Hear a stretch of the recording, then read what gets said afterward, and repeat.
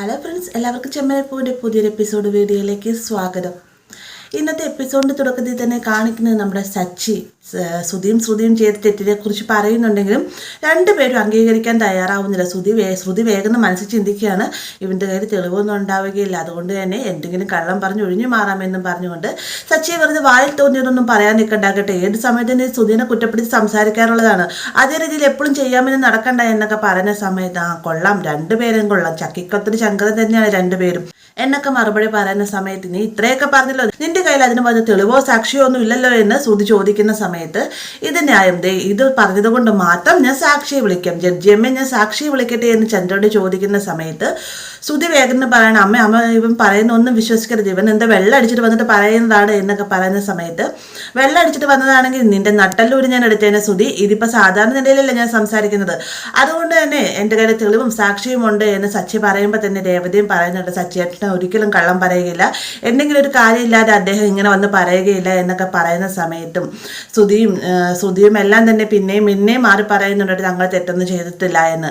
അതിനുശേഷം സച്ചി പറയുകയാണ്, എന്തായാലും ജഡ്ജിയമ്മ ഞാൻ സാക്ഷിയും കൂടി വിളിക്കുവാണെന്ന് പറഞ്ഞുകൊണ്ട് തന്നെ നീലിമയെ വിളിക്കുന്ന സമയത്ത് ശ്രുതിയും ആകെ അതിശയിച്ച് പോവുക മാത്രമല്ല രണ്ടുപേരും പേടിച്ച് വരച്ച് നിൽക്കുകയാണ്. നീലിമ വന്നതിന് ശേഷം താനാണ് നിങ്ങളുടെ മകൻ്റെ മുൻ കാമുകി, എന്നെ പറ്റിയുള്ള കൂടുതൽ വിവരങ്ങളൊന്നും പറയേണ്ടതില്ലല്ലോ എന്നൊക്കെ പറയുന്ന സമയത്ത് നീയാണല്ലേ എൻ്റെ മകനെ പറ്റിച്ചിട്ട് പോയത്, നിന്നെ ഞാൻ കാണാനിരിക്കുകയായിരുന്നു ചന്ദ്ര പറയുന്ന സമയത്ത് നിങ്ങൾ എന്നോട് ക്ഷമിക്കണം, ഞാൻ ചെയ്തത് തെറ്റേനെയാണ്, പക്ഷേ ഒരു കാര്യത്തിൽ എനിക്കൊരു യാതൊരുവിധ മനസ്താപവും ഇല്ല, ഞാൻ പറ്റിച്ചിട്ട് പോയത് ഒരു പാവത്താനല്ലേ, ഇവൻ കുടുംബത്തെ മാത്രമല്ല കൂട്ടുനിന്നവരെല്ലാവരും തന്നെ പറ്റിക്കുക, അതേ രീതിയിൽ ഒരുത്തിനാണ് ഞാൻ പറ്റിച്ചൊക്കെ പണവുമായിട്ട് മുങ്ങിയത് എന്നൊക്കെ നീലിമ പറയുന്ന സമയത്ത് നീ നിന്റെ തെറ്റുകളെ ന്യായീകരിക്കാൻ ശ്രമിക്കേണ്ട നീലിമ, ഞാൻ ചോര നീരാക്കി ഉണ്ടാക്കിയ പണമായിരുന്നു അതുമായിട്ട് നീ ഒരു മനസ്സലിവ് പോലും ഇല്ലാതെ കളഞ്ഞവളല്ലേ നീ എന്നൊക്കെ രവി ചോദിക്കുന്നുണ്ട്. ചെയ്തതെല്ലാം തന്നെ തെറ്റായിരുന്നു, പക്ഷെ തെറ്റിനുള്ള പശ്ചാത്താപവും ഞാൻ ചെയ്തു കഴിഞ്ഞു എന്ന് നീലിമ പറയുന്ന സമയത്ത് എന്ത് ചെയ്തു കഴിഞ്ഞു എന്ന്, എടാ ശ്രീകാന്തെ പോലീസിനെ വിളിക്കുക, ഇവളെ പോലീസിനെ കൊണ്ട് അറസ്റ്റ് ചെയ്യിച്ചിട്ട് വേണം ആ 50 ലക്ഷം രൂപ മേടിച്ചെടുക്കാൻ എന്നൊക്കെ ചന്ദ്ര പറയുന്ന സമയത്ത് എന്തിന് പോലീസുകാരെ വിളിച്ചു വരുത്തും, പോലീസുകാരെ വിളിച്ചു വരുത്തിയാൽ തന്നെ അവർക്ക് എന്നെ ഒന്നും തന്നെ ചെയ്യാനാവുകയില്ല, കാരണം ആ 50 ലക്ഷം രൂപ ഞാൻ ഇവർക്ക് തിരികെ കൊടുത്തു എന്നൊക്കെ പറയുന്ന സമയത്ത് ചന്ദ്രയും രവിയും അടക്കം എല്ലാവരും ഒന്ന് ഞെട്ടിപ്പോകുന്നുണ്ട് കേട്ടോ. പെട്ടെന്ന് തന്നെ ശ്രുതിയും മാറി പറയുന്നുണ്ട്, അമ്മ ഇതൊന്നും വിശ്വസിക്കാൻ നിൽക്കരുത്, ഇവളും സച്ചിയും കൂടി എന്തൊക്കെ കളി കളിക്കുന്നതാണ്, ഞങ്ങളെ തോൽപ്പിക്കുന്നതിന് വേണ്ടിയിട്ട് ആരും തന്നെ ഇതൊന്നും വിശ്വസിക്കരുത് എന്നൊക്കെ ശ്രുതി പറയുന്ന സമയത്ത് നീ കൊള്ളാട, നിന്റെ മനസ്സിലിരിപ്പ് കൊള്ളാം, നീ ഏത് സമയത്തും നീ എന്ത് തെറ്റ് ചെയ്താലും അവസാനം എൻ്റെ തലയ്ക്ക് കൊണ്ട് വെക്കുന്നത് ഇന്നും ഇന്നലെ തുടങ്ങിയ ഏർപ്പാടല്ല, പക്ഷേ ഇതിന് ഞങ്ങളുടെ കയ്യിൽ തെളിവ് സഹിതം തന്നെയാണ് കൊണ്ടുവന്നിരിക്കുന്നത്, നീലിമയെ തെളിവ് കാണിച്ചു കൊടുക്കുക എന്ന് പറയുന്ന സമയത്ത് നീലിമ തൻ്റെ കയ്യിലുള്ള ഫയലിൽ നിന്നായിട്ട് പോലീസുകാർക്ക് ഒപ്പിട്ട പേപ്പർ മാത്രമല്ല ബാങ്കിൽ നിന്ന് ശ്രുതിയുടെ അക്കൗണ്ടിലേക്ക് ട്രാൻസ്ഫർ ചെയ്ത ബാങ്ക് അക്കൗണ്ട് ഡീറ്റെയിൽസ് എല്ലാം തന്നെ കാണിച്ചു കൊടുക്കുന്നുണ്ട്. ശ്രീകാന്തും അതുപോലെ തന്നെ വർഷയും അത് കൺഫേം ചെയ്യുന്ന കൂട്ടത്തിൽ തന്നെ രവിയും അത് മേടിച്ച് വായിക്കുന്ന രവിയും ഇത് 50 ലക്ഷം രൂപ ട്രാൻസ്ഫർ ആയി പോയിട്ട് ചന്ദ്രൻ നീ നോക്കുക എന്ന് പറഞ്ഞുകൊണ്ട് ഈ ഒരു പേപ്പർ ചന്ദ്രയും കാണിച്ചു കൊടുക്കുന്നുണ്ട്. ചന്ദ്രയ്ക്കും അത് ഭയങ്കര ഷോക്കാവുന്നുണ്ട് കേട്ടോ. അങ്ങനെ മൊത്തത്തിൽ നോക്കി കഴിയുമ്പോൾ ശ്രുതിയും പെട്ട അവസ്ഥയിൽ നിൽക്കുകയാണ്. ഇനി തങ്ങൾ എന്ത് തവണ പറഞ്ഞിട്ടും കാര്യമില്ല, പിടിക്കപ്പെട്ടു എന്ന അവസ്ഥയിൽ തന്നെ നിൽക്കാണ്ട ശ്രുതിയും ഇതേ സമയം തന്നെ നീലിമ താൻ ചെയ്ത തെറ്റിനെല്ലാം തന്നെ ക്ഷമ ചോദിച്ചു പോകുന്നതിന് മുന്നേ തന്നെ പറയുന്നുണ്ട്, ശ്രുതിയെ പോലെയല്ല സച്ചി നല്ലവനാണ്, സച്ചിക്ക് പഠിപ്പില്ല എന്നുള്ളൂ, പക്ഷേ സച്ചിക്ക് എല്ലാ കാര്യങ്ങളും കൃത്യമായി ചെയ്യാനും അതുപോലെ തന്നെ കുടുംബം നോക്കാനും അറിയാം, പക്ഷെ അതേപോലെയല്ല ശ്രുതിക്ക് ചതിക്കാൻ മാത്രമേ അറിയുകയുള്ളൂ. മാത്രമല്ല അവൻ്റെ ഭാര്യ ശ്രുതിയില്ല, അവർക്ക് ബുദ്ധി കൂടുതലാണ്, ഈ പഠിപ്പിനനുസരിച്ചുള്ള ബുദ്ധിയൊന്നും ഇവൻ്റെ തലയിലില്ല. എൻ്റെ കയ്യിൽ നിന്ന് 50 ലക്ഷത്തിന് പുറമെ 3 ലക്ഷം രൂപ പലിശ സഹിതം മേടിച്ചെടുത്തത് ഇവൻ്റെ ഭാര്യ ശ്രുതിയാണ്. എന്തായാലും രണ്ടുപേരും നല്ല മാച്ചാണ്, ചതിക്കാനും വഞ്ചിക്കാനും രണ്ടുപേർക്ക് നന്നായിട്ട് അറിയാമെന്നൊക്കെ പറഞ്ഞിട്ടാണ് നീലിമ അവിടെ നിന്ന് പോകുന്നത്.